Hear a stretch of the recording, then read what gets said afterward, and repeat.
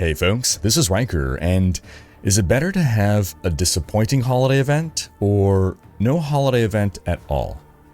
I've actually changed my mind on this, and I'll tell you why. In this video, we'll talk about that. We'll also talk about this week's patch, the upcoming news we can expect from the dev team, and later on we'll also talk about some Path of Exile news, as well as a massive studio shutdown that no one saw coming, as well as early reviews of Dragon Age: The Veilguard.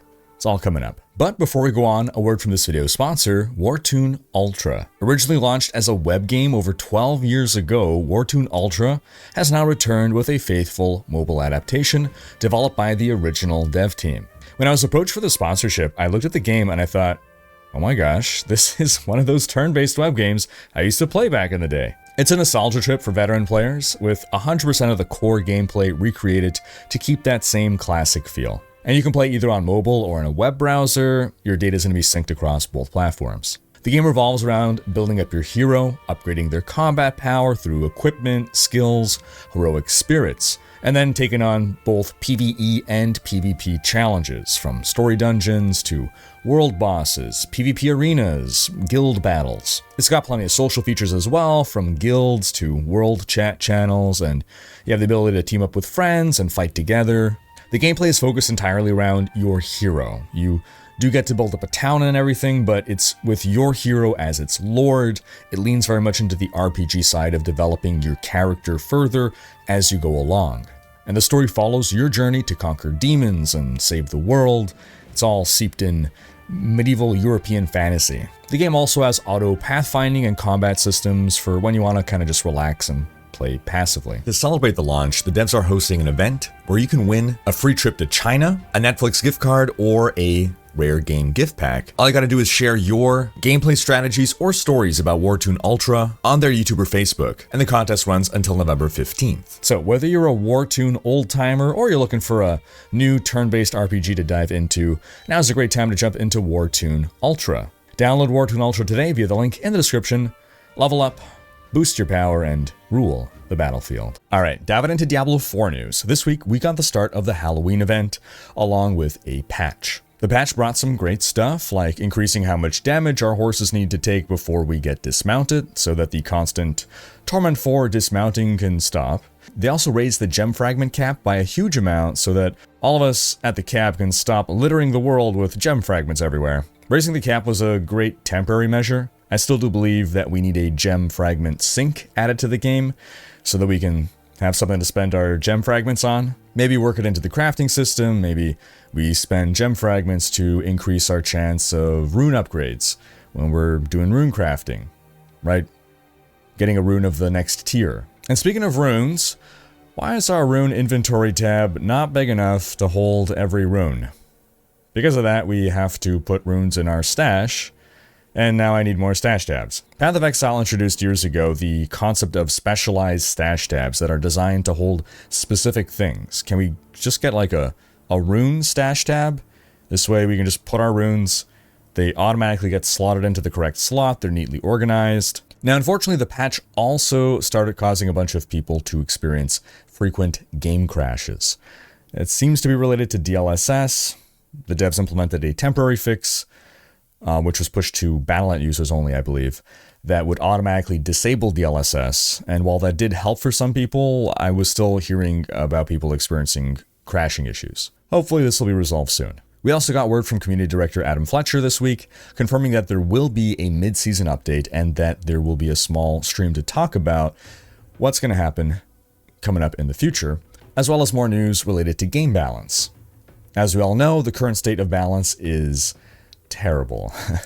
Spiritborn are a million times more powerful than other classes because of some bugs or unintended behaviors within their toolkit, so I look forward to hearing what balance changes will come mid-season. I've said from the start that the Spiritborn is the most well-designed class from a standpoint of customization and build versatility, but because it's overpowered right now, it's basically outshining every class at everything.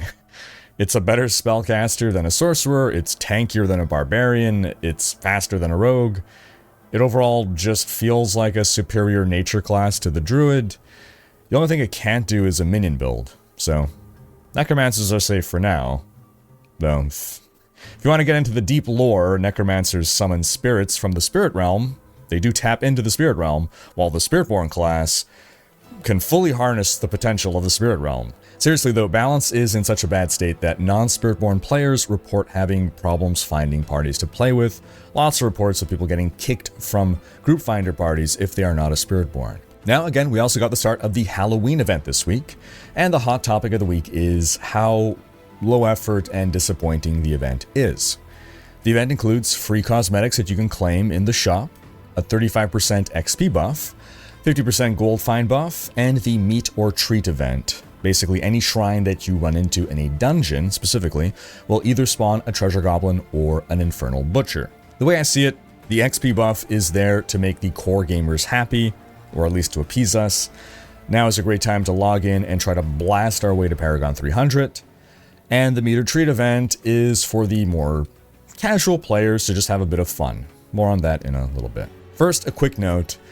Because we're running more pits than ever to blast XP, one thing I found is that pits can feel worse than Greater Rifts in D3 because they only have 2 floors, and you can easily find yourself having to backtrack once you reach a dead end on floor 2 of a pit. One improvement I will say over D3 Greater Rifts is wherever you are, if you're split up in a party, when you complete the pit, the portal opens for you to go to the boss. You don't have to look around for the boss. So at least that is an improvement over the D3 Rifts.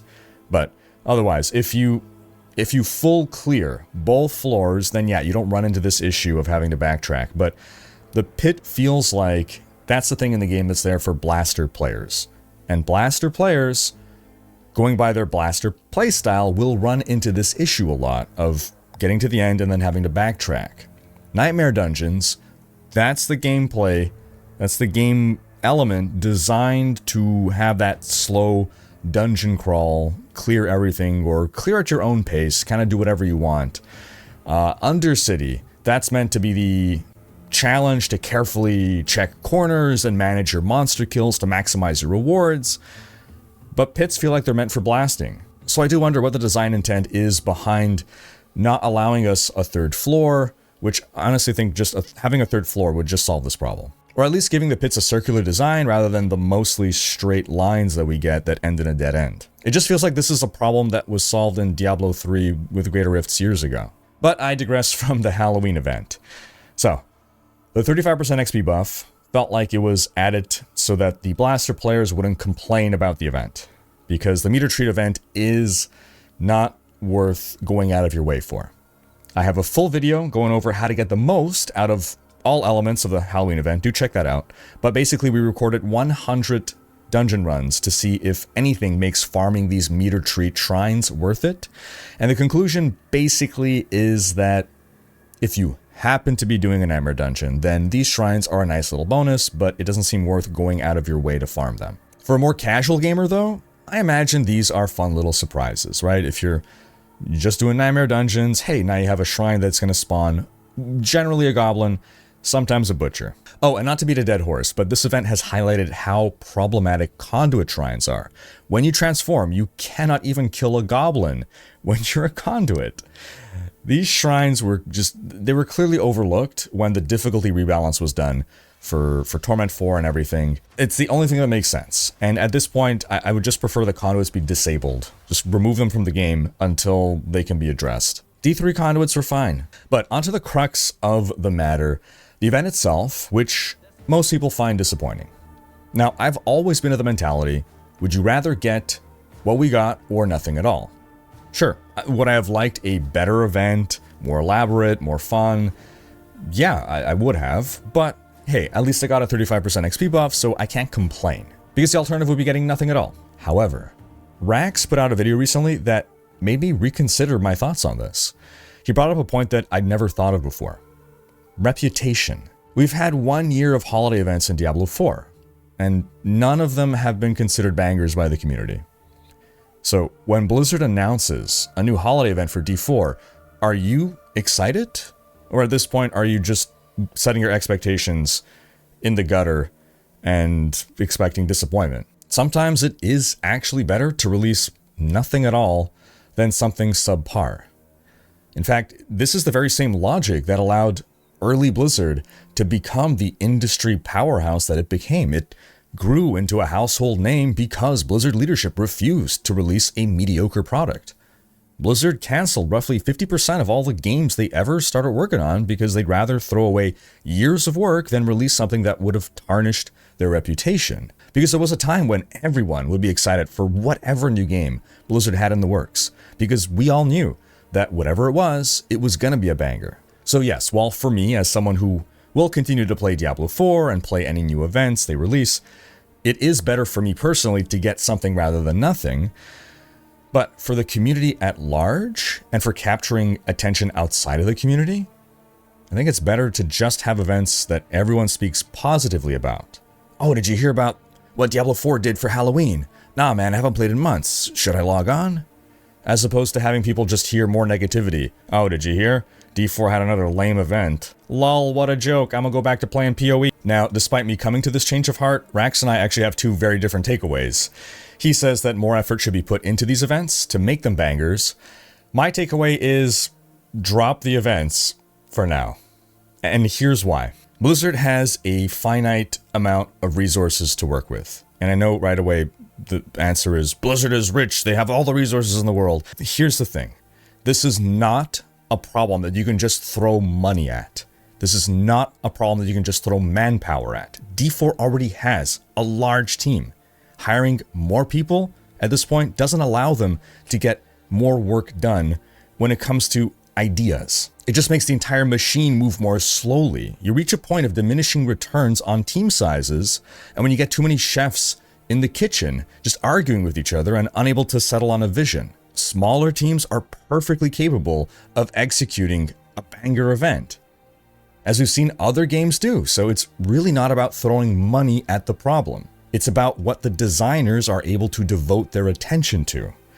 And if everyone would be loving the season themes, I would say yes, put manpower behind making a banger holiday event. But right now, I want 100% of Blizzard's design manpower dedicated to making sure Season 7 is an absolute banger season theme. The Season 6 theme was a disappointment. Season 6 is carried by the strength of Patch 2.0 and all the new game systems, but the theme itself, nothing really to write home about. And this has been the case for the past couple of seasons. In fact, the only season theme that people really considered a banger was Season 2. That's 1 out of 6 seasons at this point that people really liked. I don't want Season 7's theme to be another disappointment. I want it to be the best theme that we've gotten yet. I don't want resources pulled from making Season 7 amazing in order to make a 7-day event that's just going to be a footnote in an otherwise 3-month season. Once we reach a point where we're getting banger seasons, then yes, you can comfortably pull resources away from that to make banger holiday events too. But I would rather get banger season themes and no holiday events than banger holiday events and mediocre season themes. Now, of course, I would rather everything in the game always be a banger, and hopefully we can get there one day. But for now, we need to prioritize, and I don't think it's worth getting the car repainted before we get the brake pads replaced. Now, all that said, I'm surprised that we didn't at least see some holiday decorations thrown around. Because art assets, that's something that you can throw money at. You can throw manpower at. You can outsource. We had nice decorations for the Midwinter Blight event, if I recall correctly. I know Diablo's already dark and evil themed, but they could have built up a little lore around some kind of folktale style event, maybe a spooky harvest festival, get some pumpkins in there. Midwinter Blight had their Krampus monster, the red-cloaked horror. That was nicely tied into the lore, felt natural. Maybe we could have gotten a headless harvester, if we want to be cliche. And I think these kind of short-term events can also be a way to tie in community goals. Like Helldivers style, right? Kill X demons by a certain date to unlock something for everyone in the community. Like for the event we got, maybe they would have put a community goal of kill 6 million goblins. And now all those scrolls of contained goblins from the Dark Citadel would actually come in handy. I think the keys to a good event are, first off, when people log in, they can tell in-game that there's an event going on by more than just a splash screen, right? Decorations and such. Some change to the game world. Then, of course, there should be some fun activity to partake in, and there should be rewards to earn. And it feels as though the holiday event that we got, the Halloween event, was basically designed to be as innocuous and non-disruptive as possible. They could have locked the cosmetics behind having to farm 100 of those meter treat shrines, and people would have hated that. Let's face it. It's what happened with the Christmas event, right? They gave cosmetics, and we had to engage with a holiday event, and a lot of people complained about that. So this was like a response to that. But maybe if the shrines were not only found in nightmare dungeons, maybe people would have found it more fun, been more receptive to it. Maybe if the shrines would actually be like Diablo 3 bandit shrines, spawning like 10 goblins instead of just one. Maybe that would have been more fun. I don't know. What do you guys like to see in a holiday event? Sound off in the comments. And I actually have a theory. I believe during the Lunar New Year event, they added some shop skins, I think, for purchase. And I believe that the spooky costume skins that we got at the start of Season 7 in the shop, I believe those were intended to be saved for Halloween. I mean, look at these. Just imagine that these were released around Halloween. Don't they feel like costume style spooky Halloween skins? Doesn't it all make sense? But then I imagine some decision was made to release them at the season start instead of Halloween, possibly for two reasons. One of these two reasons, or both of them. Either one, they knew they didn't have much for the Halloween event and they didn't want to take the heat of having a small event that just adds expensive skins to buy. Or two, because I imagine most skin sales probably happen within the first week or two of a season before people fade away. Alright, let's end the Diablo 4 news on a lighthearted note here by drawing attention to this creation by Reddit user raw_0. He comes from the future with a Diablo 4 item from Season 39. Godly Plate of the Whale. Ancestral, Mythic, Heroic Armor. Hexed Souls of Percival's Blessing A+. Plus 230 Protected Maximum Life. Plus 9% critical strike chance against crouched flying enemies. Pledged Souls Collected 10+. Numb Hit, up to a 5% chance to gain 700 attack rating. Plus 30% chance for Rend Bleeding to consume Tainted Heralds, Brutal Barbarian only. Plus 7 Draconic Ranks of Whirlwind. Casting Rend while under a Slasher's Potion effect grants 1 stack of Hidden Skill Undying Brawler that deals damage to enemies that are looking to their left. Gain 20% max life for 6 seconds while supercharged. Boat of Madness item, Crangled. The Crangled reference there, and the entire joke to be honest, it comes from the Path of Exile community, where years ago someone made a very similar parody joke in PoE. And speaking of Path of Exile, PoE 2 game director Jonathan Rogers gave a heartfelt announcement this week that the PoE 2 beta will be delayed by 3 weeks, now starting on December 6th. He apologized and took full accountability for not leaving enough time to handle some server-side infrastructure issues that came up at the last minute. And the internet, like it always does, raged at him in anger. Nope. In fact, in an immense and very pleasant surprise, everyone was super understanding, accepting, and civil in response. Disappointed, sure, but overall it was sort of a, hey, don't worry about it, buddy, kind of reaction. Again, incredibly surprising for a game community to react this way, and I think it's a testament to GGG's integrity and the goodwill that they have cultivated in the community over the past decade. Then they announced that the next Path of Exile 1 League would be delayed, and everyone lost their shit. No, I'm kidding. People were a little more miffed about this one, it seems, but that's mostly because of promises that PoE 2 would not impact PoE 1, and it kind of feels like the new league is getting delayed because of PoE 2. The 3.26 expansion will be announced in late January 2025, meaning it's likely going to launch in February, and this makes Settlers of Kalgur the longest PoE league yet. And thank goodness, it's at least a really good league. In fact, it's such a good league that we're basically getting the meme, yes, we've had Settlers of Kalgur, but what about Second Settlers of Kalgur?